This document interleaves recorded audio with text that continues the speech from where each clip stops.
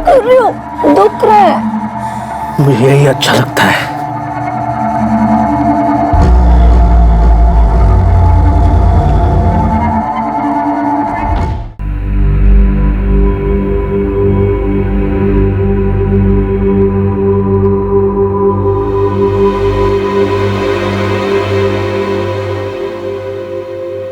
बोलो श्रुति, बात करो। श्रुति, तुम्हें अकेले में बात करनी है?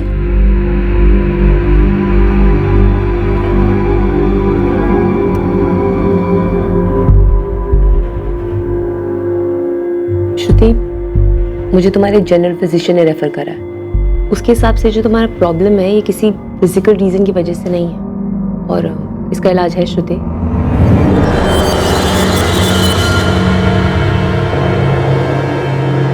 तुम्हारे डॉक्टर के हिसाब से तुम्हें तुम्हारे सपने में कोई इंसान नजर आता है जो दरवाजे पे खड़ा हो। तुम्हारे हस्बैंड ने भी यही बताया कि तुम अक्सर नींद में उठ जाती हो चिल्लाते हुए उस आदमी की वजह से जो दरवाजे पे आके खड़ा हो जाता है, और ये रियल में है।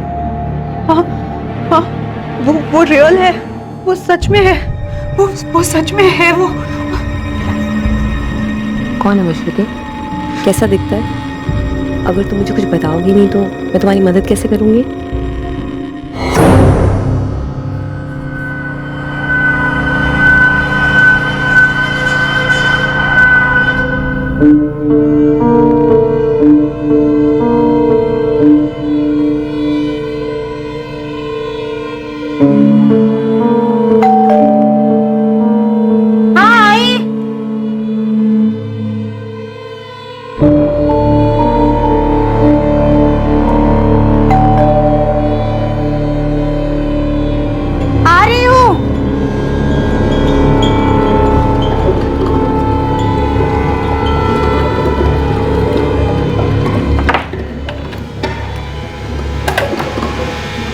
जी?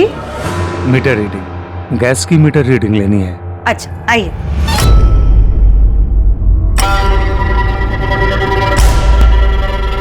लता पाल को दरवाजा नहीं खोलना चाहिए था।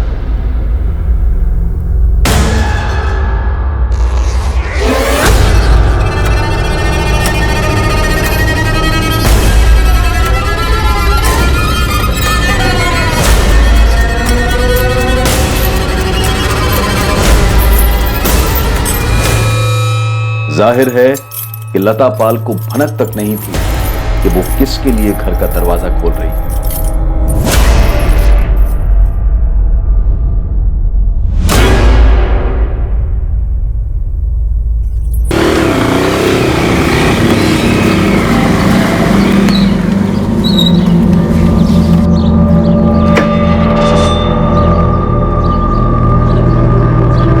लता देखो, तुमने आज भी दरवाजा। लता! लता क्या हुआ तुम्हें? लता, लता उठो ना। लता कुछ बोलो ना। लता क्या हुआ तुम्हें? लता सर, दरवाजा पहले से खुला हुआ था। मैं रोज की तरह शाम को 5:45 घर वापस आया था। जयशंकर, घर के दरवाजे पर जोर जबरदस्ती का कोई निशान नहीं। क्या आज कोई आपके घर आने वाला था जिसके लिए आपकी पत्नी लता ने खुद दरवाजा खोला हो? नहीं सर, मुझे नहीं पता अगर कोई आने भी वाला था। लेकिन सर, अगर कोई आया भी होगा तो वो लता के साथ ऐसा क्यों करेगा?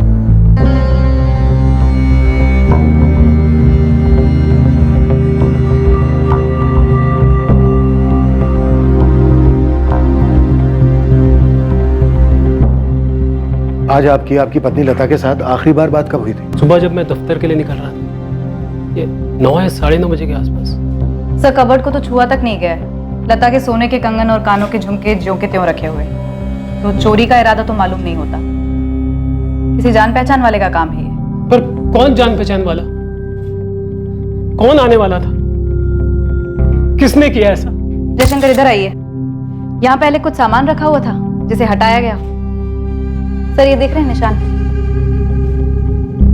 आपने, आपकी पत्नी ने यहाँ से कुछ सामान हटाया है। यहाँ एक फूलदान था। फूलदान? जी सर, मेरी बीवी सालों पहले किसी मेले से उठा लाई थी। बहुत सस्ता था सर।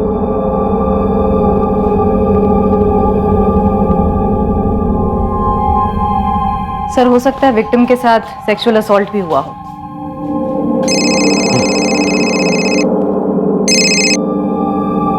हाँ जगन, हम यहाँ एक अजीबोगरीब क्राइम सीन पर हैं।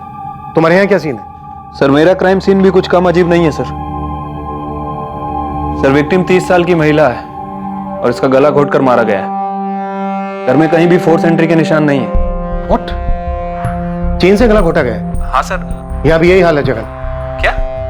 सर वहां से कुछ गायब हुआ है क्या? हाँ, एक फूलदान गायब है। क्यों? वहां से भी कुछ गायब है? सर एक मोर सजावट की आइटम है सर, वो गायब है। ये जगह खाली लग रही है। यहाँ पर कुछ था क्या? हाँ सर, यहाँ पे मोर था।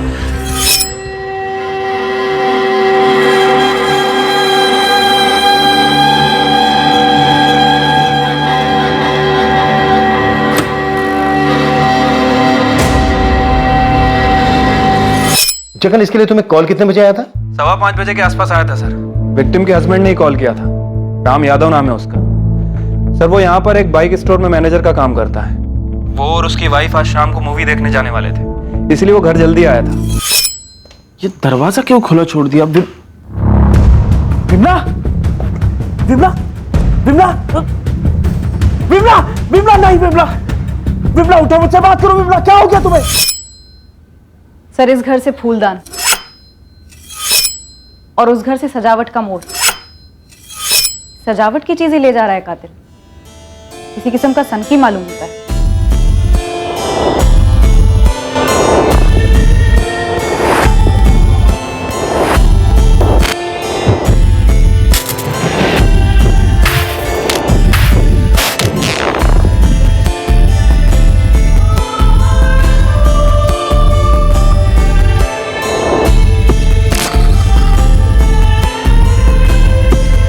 पुलिस के लिए 5 जून की उस रात की सुबह नहीं थी। लता पाल और विमला यादव की भयंकर हत्याओं की खबर सारे गाजियाबाद शहर को खौफ की जंजीरों में जकड़ने वाली थी। एक अनजान सनकी कातिल खुला घूम रहा था। ये दोनों मर्डर साधारण नहीं थे। ना तो यह हत्याओं की शुरुआत थी और ना ही अंत। और पुलिस के जो सामने था वो काफी कुछ कह तो रहा था, पर हकीकत की दिल्ली अभी बहुत ज्यादा दूर थी। दोनों केसेस की मोडस ऑपरेंडी सेम रही है प्रशांत। ये लता पाल, चेन से गला घोटा गया। ये विमला यादव, इसका भी गला चेन से घोटा गया। दोनों औरतों की हत्याओं के बाद लाश के साथ संभोग हुआ है, पर सीमेन के ट्रेसेस नहीं। लाशों के साथ संभोग, ह्यूमन नेक्रोफिलिया। हाँ, नेक्रोफिलिया। नेक्रोफिलिया लाशों के प्रति लैंगिक रूप से आकर्षित होना, उनके साथ सेक्स करने की अवसर ढूंढना या उन्हें तैयार करना कत्ल के जरिए, ये एक मानसिक विकृति है। पर सेमेन के ट्रेसेस कैसे नहीं मिले? ऐसी मानसिक विकृति का आदमी इतना सतर्क होगा कि वो कॉन्डोम यूज करे? प्रशांत, मानसिक रोगी हमें हर कदम पर सरप्राइज देते हैं। खूनी ने एक घर से फूलदान और एक घर से पीकॉक वाला डेकोरेशन चुराया। ये उसके लिए ट्रॉफीज हैं। आप अपने पुराने रिकॉर्ड्स चेक कीजिए। मुझे लगता है ये उसका पहला जुर्म नहीं है। सर लता पाल, पति जयशंकर पाल, 5 साल पहले शादी हुई, चंदन नगर में रहते थे। खुशहाल शादीशुदा जिंदगी। पत्नी हाउसवाइफ थी, ज्यादातर दिन में घर पर ही रहती थी और पति बैंक में क्लर्क था। सर विमला यादव, पति रामकुमार यादव, रुद्र विहार के रहने वाले, 8 महीने पहले शादी हुई। विमला यादव हाउसवाइफ थी और रामकुमार यादव बाइक स्टोर में मैनेजर है। इन लोगों की शादी में भी कोई तकलीफ नहीं थी, सब कुछ सही चल रहा था। एक बात और गौर करने वाली है। इन दोनों औरतों पर जब हमला हुआ, ये दोनों औरतें अपने अपने घर पर अकेली थी अपने पतियों के काम पर जाने के बाद। जी सर। ये चंदन नगर, पूर्व गाजियाबाद, और रुद्र विहार है यहाँ से 15 मिनट की दूरी पर। सर लता और विमला की मर्डर में एक चीज और कॉमन है। क्या? सर दोनों के मोहल्ले में कहीं भी सीसीटीवी कैमरा नहीं। आसपास की दुकानों पर भी नहीं? नहीं सर, कहीं भी नहीं। कातिल ने पूरी रेकी की होगी। ऐमें इन दोनों औरतों को अपना निशाना नहीं बनाया। वो भी एक ही दिन में, एक के बाद एक। ज्यादा समय नहीं है दोनों हमलों के बीच। हमले एक ही वक्त तो नहीं हो सकते। फिर भी कितना अंतर होगा दोनों हमलों के बीच डॉक्टर? 1 घंटा, मैक्सिमम 2। सर मुझे रामकुमार यादव का फोन आया था शाम को 5:15 बजे रुद्रा विहार से, और जयशंकर का कॉल आया था चंदन नगर से 6 बजे। सर विमला के पति रामकुमार ने बताया कि वो विमला के साथ 6 बजे फिल्म देखने जाने वाला था, इसलिए वो 5 बजे घर पर आया। उसके बाद उसने मर्डर रिपोर्ट किया। और सर लता का हस्बैंड रोज की तरह 5:45 बजे घर आया था। नेक्रोफिलिया के अपने सारे पुराने केस खंगालो, सभी कब्रियों को काम पे लगा दो। ठीक है सर। अच्छा सर, इन 2 मर्डर्स की खबर पूरे शहर में आग की तरह फैल रही है। शाम तक पूरे शहर में खलबली मच जाएगी। इससे पहले कि ये आदमी किसी तीसरी औरत को अपना शिकार बनाए, हमें इसे धरना होगा।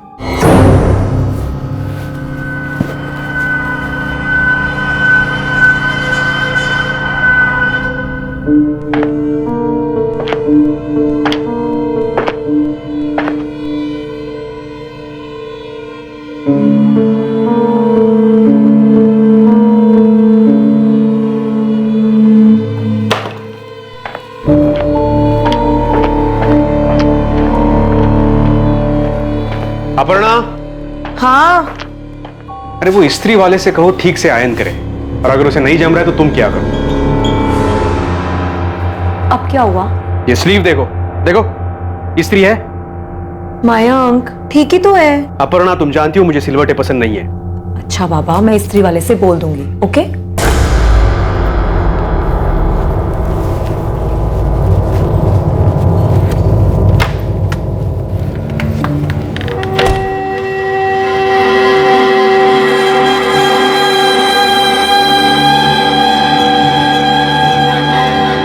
पुलिस के पास मुजरिम के हुलिये की कोई डिटेल नहीं।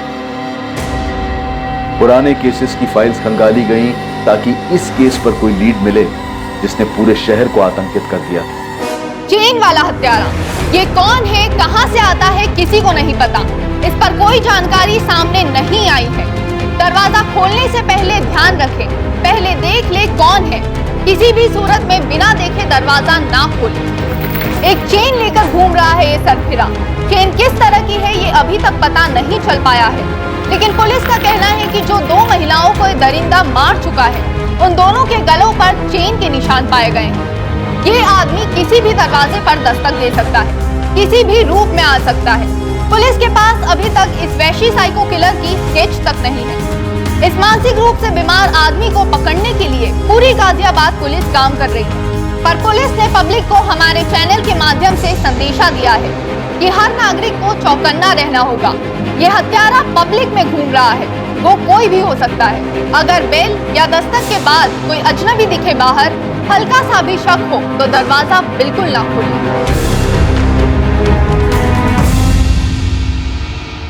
अरे सुनो तो सही, मैं क्या बोल रहा हूँ, दोपहर को अगर कोई बेल बजाए या खटखटाए, दरवाजा मत खोलना। क्यों, क्या हुआ? पूरे शहर में अफरा तफरी मची है। एक सरफिरा खूनी घूम रहा है शहर में। ये शाहीन को बोल देना कहीं उतावली होकर दरवाजा ना खोले, समझे ना? ना भी क्या घबरा रहे हो आप? क्योंकि अखबारों में, टीवी पर हर जगह आगाह किया जा रहा है। हाँ हाँ ठीक है, मैं अंदर से ताला लगा कर रखूंगी। अभी आप जाइए, आपको लेट हो रहा है। मैं टिफिन लेके आती हूँ। कबाड़ी वाला, कबाड़ी वाला, क्या भाभी जान है क्या? कोई माल बाल पुराना नया? ये सीरियल किलर कोई भी हो सकता है जो आपके घर के आसपास मंडरा रहा हो। ये उनमें से भी कोई हो सकता है जो आपके घर के दरवाजे पर सालों से दस्तक देते आया हो और आपको अपना निशाना बनाए बैठा हो। ये लीजिए आपका टिफिन। बोतल, रद्दी, प्लास्टिक ले लो। दरवाजा बंद कर ले जा। कबाड़ी वाला, जाना। हाँ मैं जा रही हूँ, आप आराम से जाइए। कबाड़ी वाला। लता पाल और विमला यादव दोनों विक्टिम्स मध्य वर्ग की जवान औरतें थी और हमले के वक्त घर पर अकेली थी। रमन राघव, साइनेड मोहन और कुछ साल पहले स्टोनमैन, ये सारे सीरियल किलर सड़कों पे अज्ञात लोगों को निशाना बनाते। गहलोत जी, ये किलर अज्ञात लोगों को निशाना नहीं बनाता। मैं वही कह रहा हूँ प्रशांत, इन दोनों औरतों की लाशें घर के अंदर दरवाजे से कुछ दूरी पे पड़ी मिली। है राइट? राइट। इसका मतलब इन दोनों औरतों ने खूनी के लिए खुद दरवाजा खोला, उसे अंदर आने दिया। शायद वो आगे आगे चल रही होगी और वो पीछे पीछे उसने चेन निकाली और उसके गले में कस दी। हम ये पकड़ के चल रहे हैं कि ये दोनों अटैक एक ही आदमी ने किए होंगे, सीरियल किलर होंगे। और ये सीरियल किलर एक नेक्रोफिलिक है। क्या लगता है आपको, क्या उम्र होगी इसकी? आपकी एनालिसिस क्या कहती है? ये किसी किस्म का मजदूर या कारीगर हो सकता है जिसे हम आसानी से घर के अंदर आने देते हैं। लेकिन इन दोनों विक्टिम्स ने उस दिन किसी टेक्नीशियन को अपने घर नहीं बुलाया था। मैं मतलब प्लम्बर, इलेक्ट्रिशियन वगैरह। इसे अभी के लिए एक्स बुलाते हैं। एक ही दिन में तकरीबन 2 घंटे के अंदर इसने 2 औरतों का मर्डर किया, लता और विमला, और उनकी लाशों के साथ रेप किया। इसमें कोई दो राय नहीं कि इसने ये काम पहली बार नहीं किया, इसने ये काम कई बार किया है। ये तजुर्बाकार है। हम पिछले सारे नेक्रोफीलिया के केसेस स्टडी कर रहे हैं। आपका कातिल पाइप्ड गैस या इलेक्ट्रिसिटी मीटर की रीडिंग के बहाने आया होगा। गैस की मीटर रीडिंग लेनी है। लता पाल और विमला यादव के गैस और इलेक्ट्रिक के मीटर घर के आते, और इन औरतों ने उसे आसानी से अंदर आने दिया। अच्छा आइए। ये थ्योरी हो सकती है। आपका ये कातिल गैस या इलेक्ट्रिसिटी टेक्नीशियन के रूप में आया होगा या इन दोनों डिपार्टमेंट में काम करता होगा। घास के बोरे में सुई है गहलोत जी। आपके पास उस आदमी का हुलिया नहीं, और जिन लोगों ने उसे देखा था वो दोनों औरतें मर चुकी। अगर आपको कोई सुई तक पहुंचा सकता है तो वो है इस सुई का अतीत। सर, एक डॉक्टर अंजलि पाठक है, साइकियाट्रिस्ट हैं, प्राइवेट प्रैक्टिस करती, आपसे अर्जेंटली बात करना चाहती हैं। अतीत ने अपना फन फैलाया। ये हत्यारा, ये सीरियल किलर वाकई में नेक्रोफीलिया का मरीज था, जिसने पहले भी औरतों को शिकार बनाया था। पर क्या उसके हमले में कोई ऐसी औरत भी थी जो बच निकली थी? क्या वो इस दरिंदे को बेनकाब कर पाती? क्या इस हाई प्रेशर केस में पुलिस को कोई ठोस सुराग मिलता? डॉक्टर पाठक, मैं पुलिस इंस्पेक्टर प्रशांत चौबे बोल रहा हूँ। जी, मैंने अभी ये विमला यादव और लता पाल के मर्डर्स के बारे में पढ़ा। डॉक्टर पाठक, क्या ये किसी आपके पेशेंट का काम है? जी नहीं, लेकिन मेरी एक पेशेंट है। तो क्या आपकी इस पेशेंट पे भी इस तरह का हमला हुआ है? डॉक्टर अंजलि गहलोत है। आई एम श्योर कि आपके पेशेंट के केस में और इन दोनों केसेस में आपको कोई समानता दिखी होगी। नहीं, मेरी पेशेंट अभी शॉक में है और वो ज्यादा बात नहीं कर पा रही है। लेकिन मेरी पेशेंट के हस्बैंड से बात हुई थी और उसने मुझे बताया कि जब मेरी पेशेंट करीब 1 महीना पहले घर पे अकेली थी तो किसी ने उनकी डोरबेल बजाई। जब वो दरवाजा खोलने गई तो उस इंसान ने उस पर अटैक कर दिया। डॉक्टर पाठक, हम आपकी इस पेशेंट से बात करना चाहते हैं।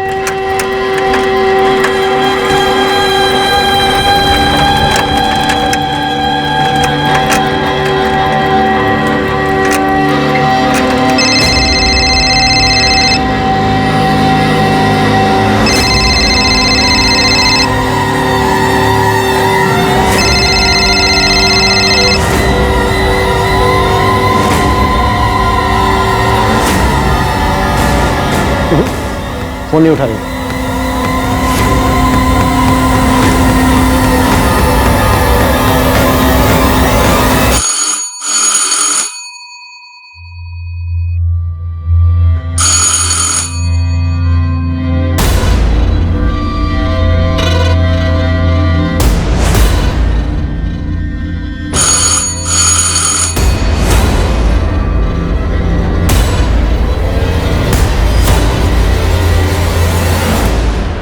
कौन है?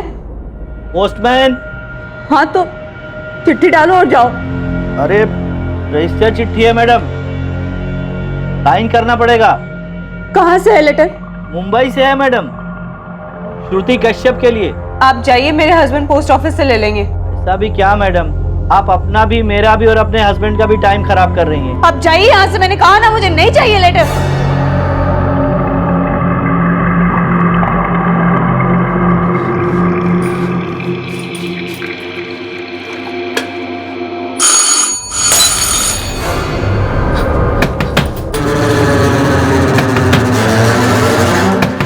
श्रुति प्लीज दरवाजा खोलिए।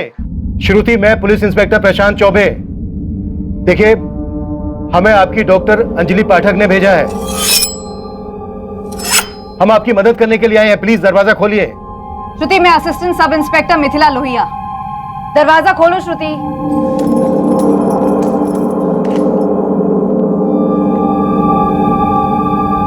श्रुति, आप बिल्कुल भी डरिए मत, हम यहाँ आपकी मदद करने के लिए आए हैं।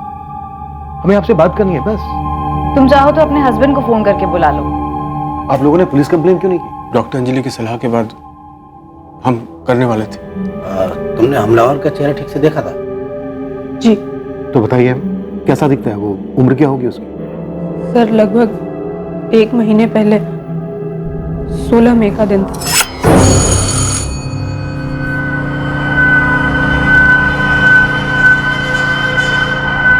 जी, गैस की मीटर रीडिंग लेनी है।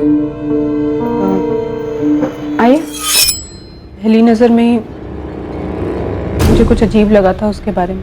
उसने चाहता है, इसलिए मैंने मरने की एक्टिंग की। फिर उसने तुम्हारे साथ हाँ, कोशिश की।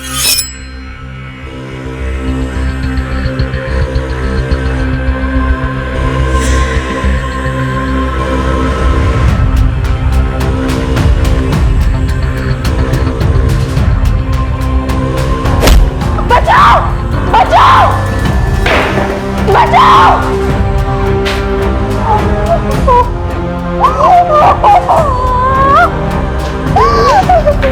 श्रुति, श्रुति क्या हुआ तुझे? जान से मारने की कोशिश। पड़ोसी उसे पकड़ नहीं पाया सर, वो भाग चुका था। श्रुति, वो चेन कैसी थी, तुम्हें कुछ याद है? सर मैं ठीक से देख तो नहीं पाई, पर इतना पक्का है स्टील या एल्युमिनियम की थी।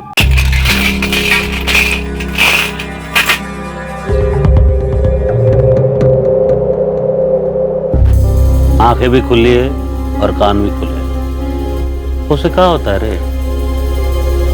मैं सन की हूँ, चेन लेकर घूम रहा हूँ, ऐसा किसी की शकल पे लिखा होता है क्या? तेरी बात मैं समझ रहा हूँ, मगर पुलिस वालों को कोई ना कोई सुराग तो चाहिए। अब देख तू तो हर जगह घूमता है, चंदन नगर से लेकर रुद्र विहार तक। थोड़ा ध्यान देगा ना तो पता चलेगा। देख कौन से मोहल्ले में कौन अजीब हरकतें कर रहा है। एक आध दो बंदे हैं ऐसे। कौन है? कबाड़ी वाला सामान रद्दी दे दो। कबाड़ी वाला। हाँ तो नाम पता देना। अरे अभी तो नजर में आए हैं, निकालने दे उनका हिस्ट्री ज्योग्राफी। देख मुझे जो करना जल्दी कर, एक और लाश नहीं मिलनी चाहिए। तेरा टिप ना 50% बढ़ा के दूंगा पक्का।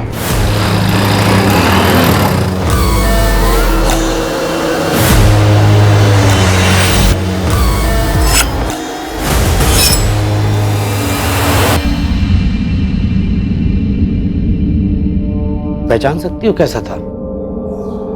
सर मैं ठीक से देख तो नहीं पाई, लेकिन पतली चेन थी। कुछ इस तरह की?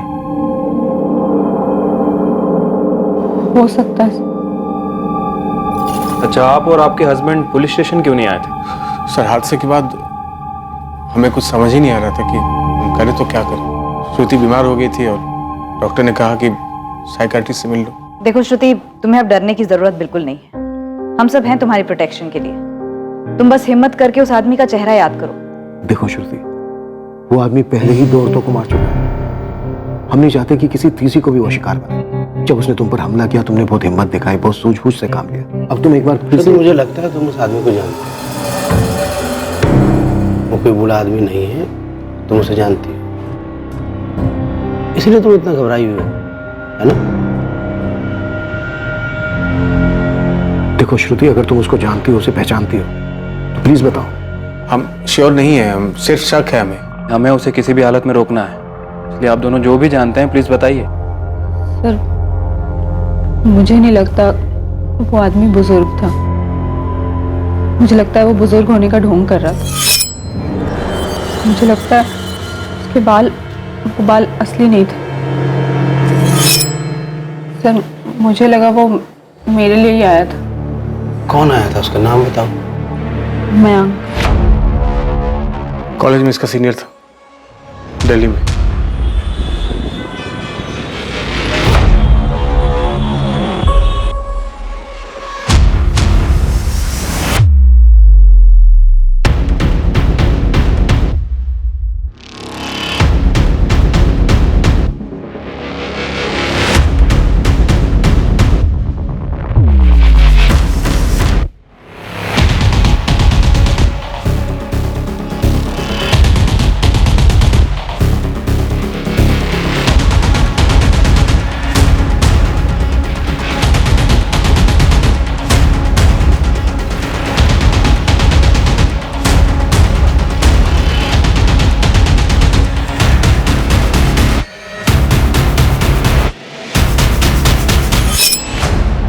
ये स्लीव देखो, इस्त्री है?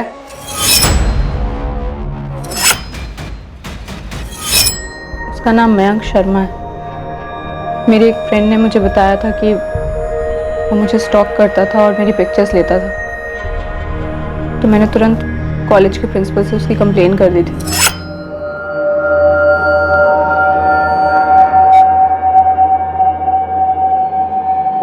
ये सब क्या है मयंक? मुझे कई दिनों से लग रहा था कि मुझे कोई स्टॉक कर रहा है, हमेशा देखता रहता है। मैं तुमसे कुछ पूछ रहा हूं मयंक। सॉरी सर, दोबारा नहीं होगा। पहली बार क्यों हुआ? क्यों किया ऐसा?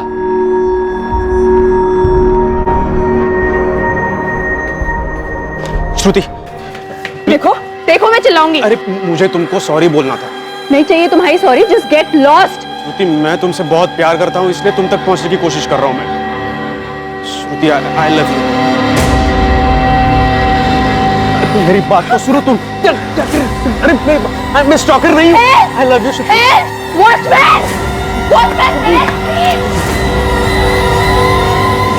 इस बार जब मैंने कॉलेज में कंप्लेन की तो मयंक को कॉलेज से निकाल दिया गया।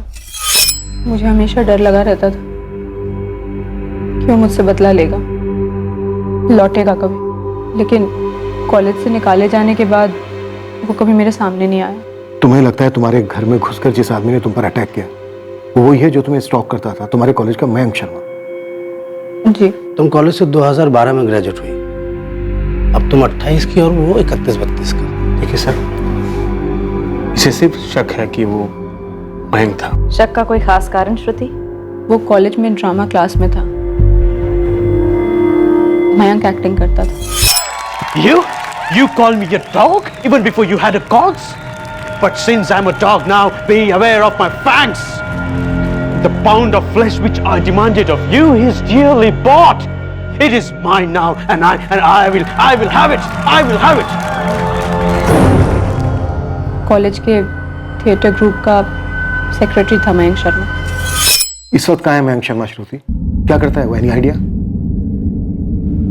पर ना मुझे तब कोई आइडिया था कि वो क्या करता था, और ना मैं नफरत करती रही उससे। क्या कर रही हो? दुख रहा है। मुझे यही अच्छा लगता है।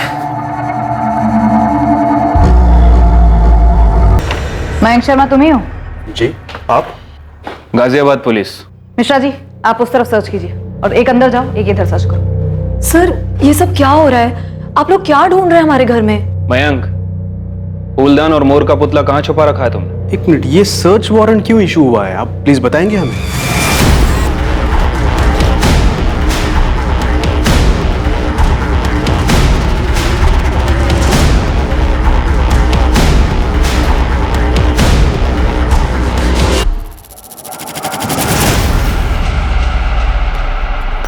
सर, ये देखिए सर।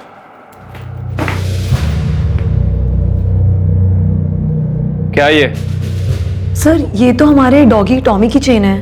और इस वक्त कहाँ है आपका डॉगी टॉमी? अभी नहीं है, अभी 2 महीने पहले हमें उसे किसी और को दे देना पड़ा। और उसके गले की चेन रख ली? अजीब बात है ना। कोई कानून है क्या कि अगर कुत्ते को घर से हटा दिया जाए तो उसकी चेन भी घर में रखना अलाउड नहीं है? असली मुद्दे पे आएंगे सर आप। सर आप लोग हमारे घर में क्या ढूंढ रहे हैं? हुआ क्या है? श्रुति कश्यप, जब तुम्हारे कॉलेज में थी श्रुति वर्मा थी, आरडी भट्ट कॉलेज। कुछ याद आया? मयंक, कौन है ये श्रुति? श्रुति कहां से आ गए? इन दोनों में से श्रुति तो कोई भी नहीं लगे। श्रुति की हालत भी इन दोनों जैसी हो सकती थी, पर उसने सही वक्त पे दिमाग लगाया, चकमा दे दिया था।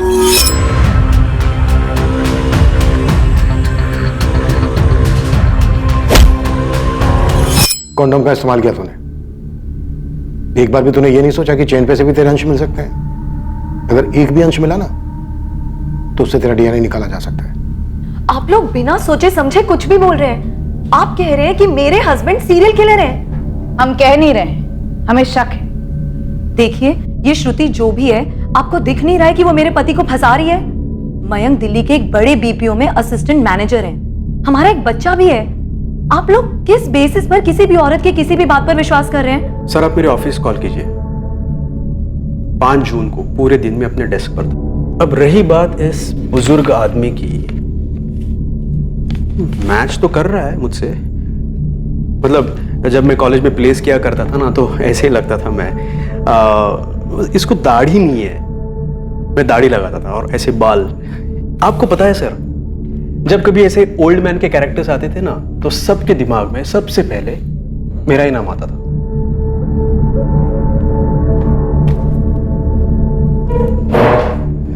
देखिए सर, श्रुति मेरा अतीत है। मैं याद नहीं करता हूं उसे, कब का भुला चुका हूं उसे। 7 साल पहले मुझे कॉलेज से निकाल दिया गया। एक कॉलेज से दूसरे कॉलेज भटकता रहा, और यह बात सबको पता थी, किसी से नहीं छिपी रही कि श्रुति ने मुझ पर एक स्टॉकर, एक विकृत इंसान का आरोप लगाया था। क्या क्या नहीं बोला था मेरे बारे में। बहुत भारी कीमत चुकाई थी सर मैंने। और यही कीमत वसूली तूने दूसरी औरतों से। लतापाल, विमला यादव, इनसे पहले और कितनी औरतें मारी तूने? सर एक बात बताऊं, क्राइम थ्रिलर, साइको थ्रिलर पर शोज, फिल्में देखना मैं बहुत पसंद करता हूं सर, मुझे बहुत अच्छा लगता है, बहुत देखता हूं।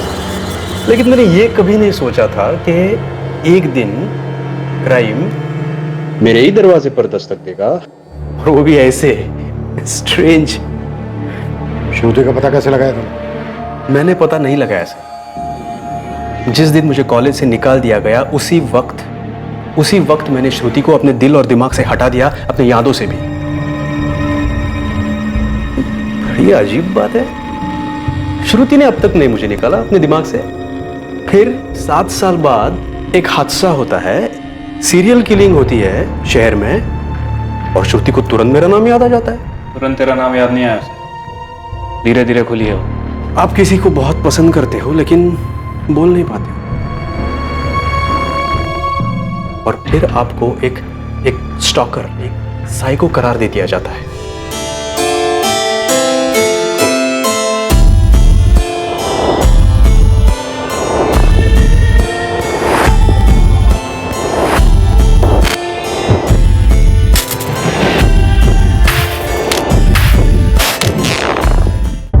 आप लोग किसी सीरियल किलर को ढूंढ रहे हो या फिर कबाड़ी वाले को? किस एंगल से लगता है आपको कि मैं इन दोनों में से हूं, कबाड़ी वाला या फिर सीरियल किलर? विधिनगर 12/340, वहां मिलेगा तेरा आदमी, तेरा सन की किलर। और ये जो तस्वीरें तूने भेजी है ना, ये बंदा वैसा दिखता ही नहीं है, गलत बना हुआ है। क्या बोल रहा है बे? पुलिस को मिल चुका है वो बंदा जिसका स्केच बना है, समझा? गलत आदमी को पकड़े हो तुम। मैं जो बंदा बोल रहा हूँ ना, साहब लोगों को बोलो उसको उठवा ले। मुकेश नाम है उसका, मुकेश कामदार। मेरी जान, अरे क्या कर रही है? तेरी जागीर नहीं हूँ मैं। अरे तेरे को बोला ना आराम से। समझती क्या तू अपने आप को सीमा? समझती क्या तू?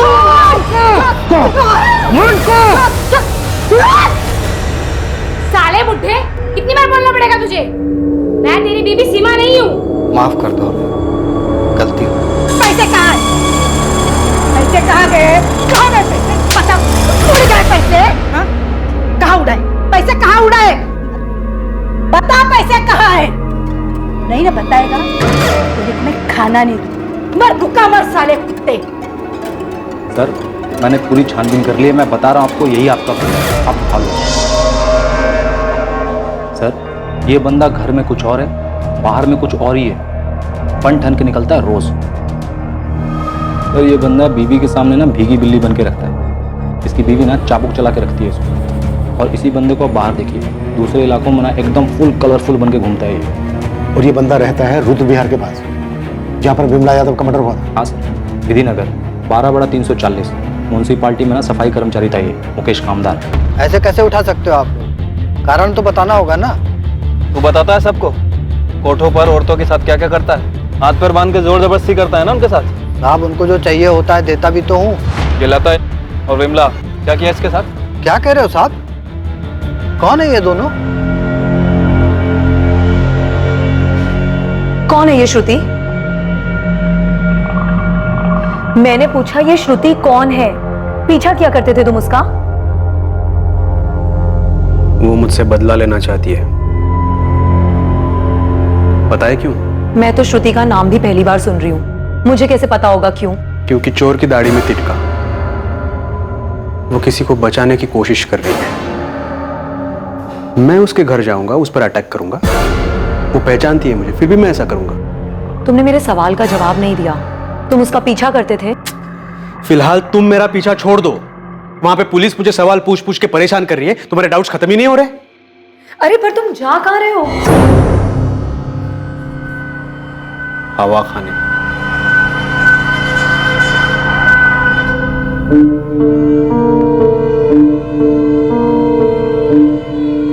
ये मयंक नहीं है प्रशांत, मैं श्योर हूं ये मयंक नहीं है। एक और नाम सामने आया, मुकेश का। ये कोई 50-55 की उम्र होगी। इंट्रोगेट करने वाले हैं हम उसको। क्या लीड है इस मुकेश पे? बीवी के सामने भीगी बिल्ली और सेक्स वर्कर के सामने बब्बर शेर। इंटरेस्टिंग। इसकी प्रोफाइल तो तुम्हारे किलर से मैच करती है। वैसे मयंक भी हमारी रडार से बाहर नहीं है, नजर रखे हुए हैं इसमें। आपको ऐसा क्यों लगता है कि वो मयंक नहीं हो सकता? प्रशांत, मुझे तो ये भी लगता है ये मुकेश भी नहीं है जिसे आप पकड़ के लाए। मैंने चैन से गला घोट के मारा। हाँ, तूने? कहाँ मिलती है ऐसी चैन? हमें बताओ ना साहब, हमें चाहिए। कभी कभी मन करता है ना कि अपनी सीमा, मन करता है कि सीमा को मार दो। हाँ? दिमाग खराब हो गया साहब मेरा, जीना हराम कर रखा उसने। दम घुटता है मेरा दम। तेरा घर में दम घुटता है, इसीलिए तूने इन दोनों औरतों का गला घोट दिया, मार डाला इन दोनों औरतों को। ये दोनों तो अच्छी खासी औरतें दिखती हैं साहब, जवान हैं, सुंदर हैं, स्वभाव की भी अच्छी ही होंगी। अगर इनका पति होगा ना, ये उसको इज्जत देती होगी। भला इन औरतों को क्यों मारूंगा मैं? है? ये सीमा जैसी नहीं है साहब। हाँ मिथिला, कुछ मिला मुकेश के घर से? वहाँ सर्च जारी है सर, लेकिन एक नया मर्डर रिपोर्ट हुआ है। प्लीज अब ये मत बोलना कि वो एक औरत है और हमारे केस से। हाँ सर, दरिया नगर में सेम प्रोफाइल है, वही सीरियल किलर।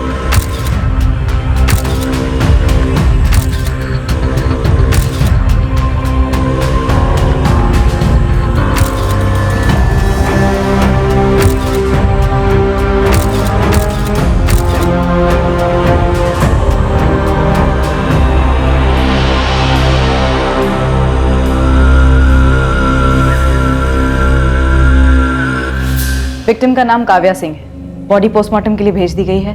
सेक्सुअल असॉल्ट लग रहा है। अटैक के समय मुकेश हमारी कस्टडी में था सर, और मयंक पर भी हमारी एक टीम 24 घंटे नजर बनाए हुए है। मुकेश या मयंक में से कोई नहीं है। गहलोत जी भी यही कह रहे थे कि इन दोनों में से कोई भी वो सीरियल किलर नहीं हो सकता। प्रशांत, श्रुति ने हमें क्लू दिया था कि वो बुजुर्ग नहीं है। बुजुर्ग का गेटअप लेके वो टारगेट पे निकलता था। अधेड़ उम्र का ये गेटअप एक चाल, एक कवर है, उम्र में उससे कम होना चाहिए। तो श्रुति ने तो मयंक का नाम भी दिया था, पर अब लगभग तय है कि मयंक किलर नहीं है। प्रशांत से मैं वही कह रहा था कि हमारा सीरियल किलर एक बहुत बड़ा शिकारी है।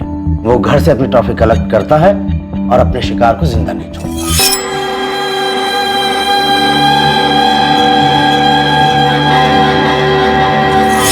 एक्स अपने किसी भी विक्टिम को जिंदा नहीं छोड़ता है। मतलब गहलोत जी, आप ये कहना चाह रहे हैं कि श्रुति ने हमसे झूठ बोला था? एक मिनट।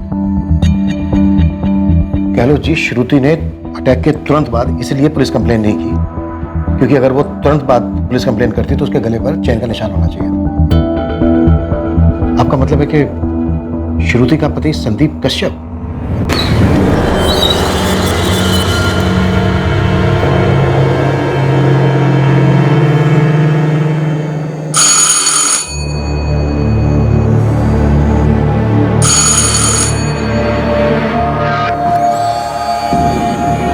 क्या श्रुति, अब मेरे लिए भी इतना टाइम लेती हो दरवाजा खोलने में? अब मुझसे भी डरोगी तुम?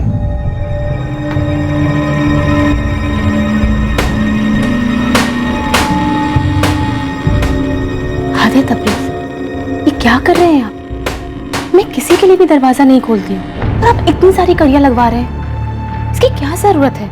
इतना भी क्या डर है आपको? है डर, तुम दोनों के लिए डर है। मुमताज, फिक्र है तुम्हारी शाहीन की। वो मूसा कबाड़ी वाला, देखा ना उसे कैसे घूरता रहता है हमारे घर की तरफ, बार बार यहाँ से आता जाता रहता है। मुझे वो ठीक नहीं लगता है। अब ये कहना चाह रहे हो गहलोत जी कि श्रुति अपने पति संदीप कश्यप को बचाने के लिए ड्रामा कर रही है? संदीप कश्यप ही हमारा वो एक्स है। प्रशांत, मैं सिर्फ ये कह रहा हूं कि हमें संदीप कश्यप की प्रोफाइल बारीकी से करनी चाहिए। माधव, एक मिनट।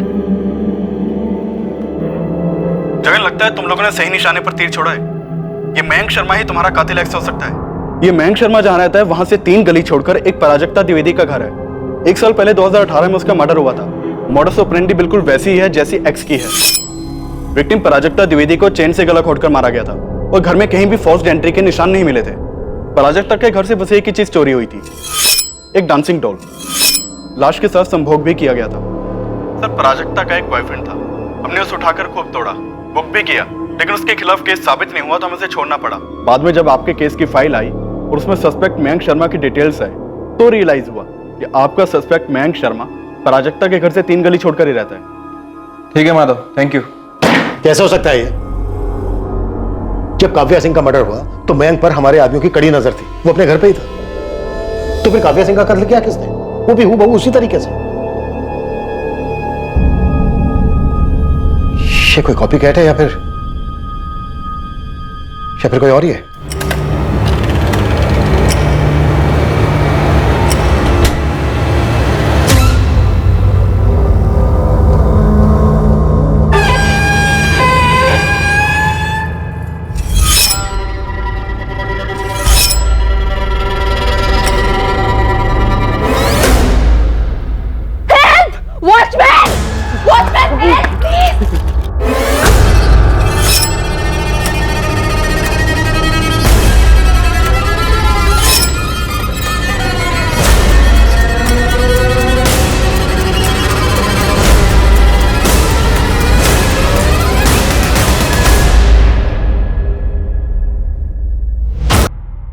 ये हमलावर एक्स कौन था? क्या ये अकेले ऑपरेट करने वाला सीरियल किलर था जिसे अपने शिकार के घर से कोई 8 पीस कलेक्ट करने की सनक थी? क्या इस हत्यारे एक्स की नकल करने वाला कोई हत्यारा वाई भी था जिसने काव्या सिंह का कत्ल किया था? वो काव्या सिंह जो इस श्रृंखला में आखिरी विक्टिम थी। और कितनी औरतें मारी गई थी और कितनी औरतें और मारी जाने वाली थी? ये केस शुरुआत से ही मुश्किल रहा था और आगे भी ये आसान होने का नाम नहीं ले रहा था। इस हत्यारे या हत्यारों की टोली तक पहुंचने के लिए पुलिस को असाधारण तरीके अपनाने पड़े, लेकिन जब मुजरिम सामने आया तो पुलिस भी पूरी तरह से हक्का बक्का रह गई। ये सीरियल किलर कैसे पकड़ा गया, हम वहां तक पहुंचेंगे इस केस के दूसरे और आखिरी भाग में। अब मैं अनूप सोनी आपसे विदा लेता हूं, फिर मुलाकात होगी। और याद रखें, क्राइम और आपके बीच में सिर्फ इतना फर्क है कि आप कितने सतर्क हैं। सतर्क रहें, सुरक्षित रहें। जय हिंद।